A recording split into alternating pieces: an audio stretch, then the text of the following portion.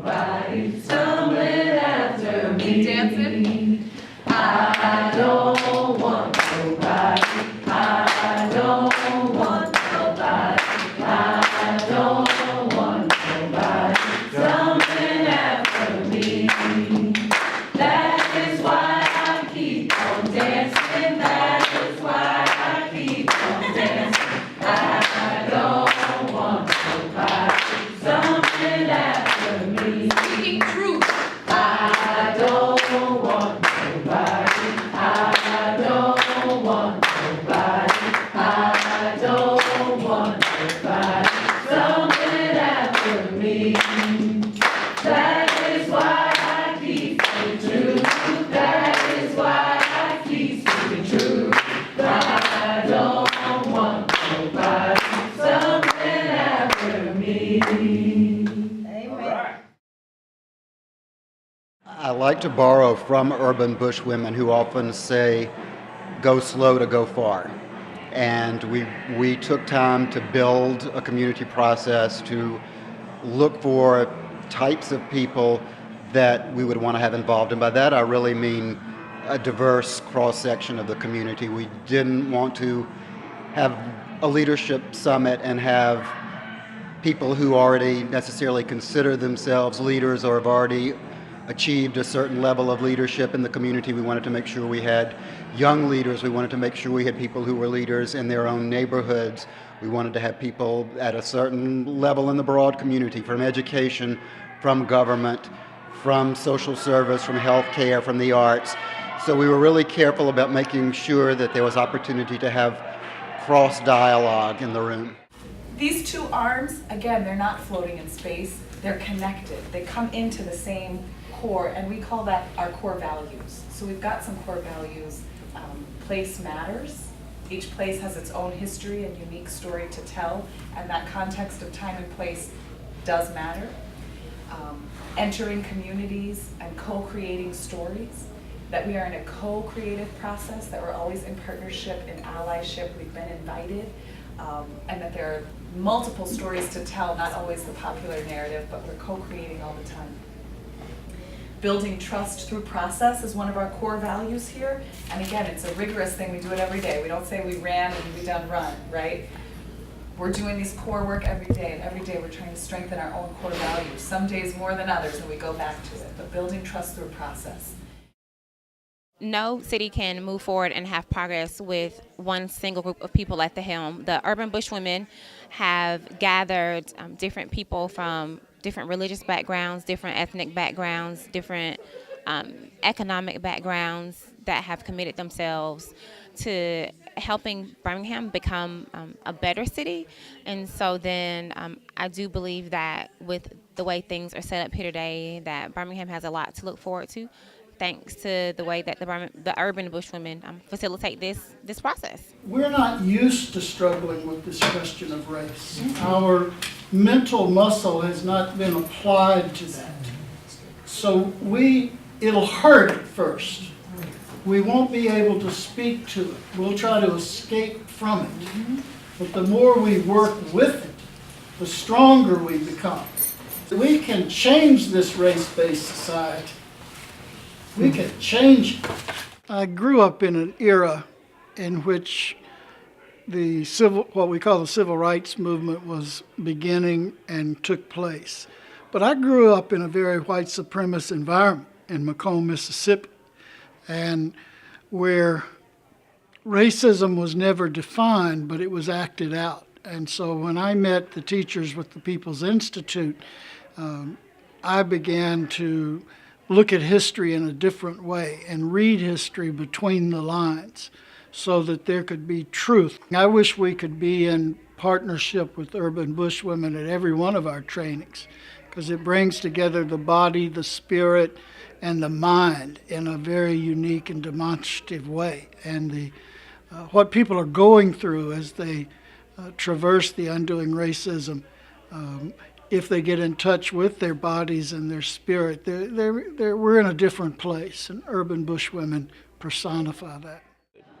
Like, I really expected to show up here in Birmingham, Alabama, and there'd be a room full of black people venting about the same stuff that we always vent about.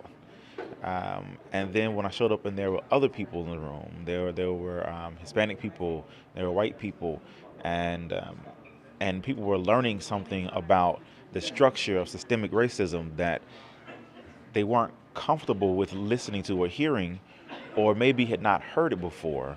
I thought that was, great. Like, how do you who gets people of some kind of power or financial standing to come and sit in the room and listen to people tell them that they're part of the problem and you got to change it?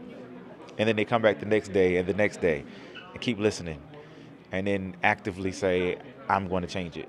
One of the things that we appreciate about our partnership with the Urban Bushwomen is both of our traditions kind of grow out of an intensity, a lived experience of the African American community. The principle of culture, and that culture is the lifeblood. The principle of our core, that there are so many metaphors and principles and concepts in dance that apply to organizing.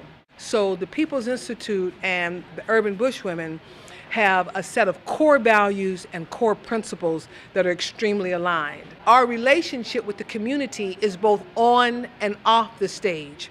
Our relationship with the community is both in the information and in the organizing, because the whole concept of embodiment that the Urban Bushwomen uplifts is a part of our concept of doing the organizing. And as we do the organizing, we're coming from a core, from a place that is also transformative for us and our communities. Our ability to be here in a room and ask tough questions and struggle together through those things, I think, is a great testimony to what things we can actually achieve as a group, as long as we make the commitment, right? We have to make the commitment and take that first step. The other conversations that were going on about systems of power and oppression, sometimes in those discussions we forget that the body was colonized. And so with the Urban Bushwomen, they kind of bring that into perspective, where the importance of body, it wasn't only a mental process, but it was also a conquest of the body. So with the Urban Bushwomen, it's kind of like a liberating process of taking control of your body, of reclaiming your body, and situating it within this larger discussion that's going on around race and power. And with some of the exercises they had us doing, it was like a circle, it was a unison. It wasn't like up or down. So it built that sense of community where we felt comfortable amongst each other. Even the fact that, we come from different backgrounds, but it made us feel comfortable and part of a community.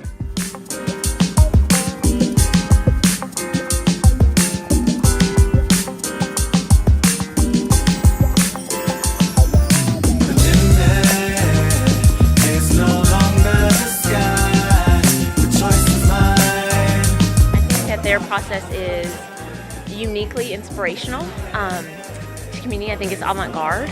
I also think that it challenges people to step out of their comfort zone and use their bodies in a way that they may not have ever considered before. It shows the possibilities that are possible in your body, and you can manifest that. And just like you build muscle memory, you can also build that memory of how to move forward in your community too, and how to manifest that later on through your thoughts and actions. Well, the challenge for me is taking this back. And now that I know that when I go back, I'm not going to be alone.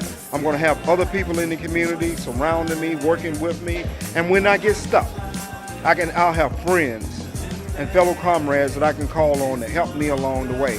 So this has helped me to know people that I knew of, and now I know them as friends that I can call on. Anything that I can dream, everything that I wanna be starts with me. It's mine if I believe.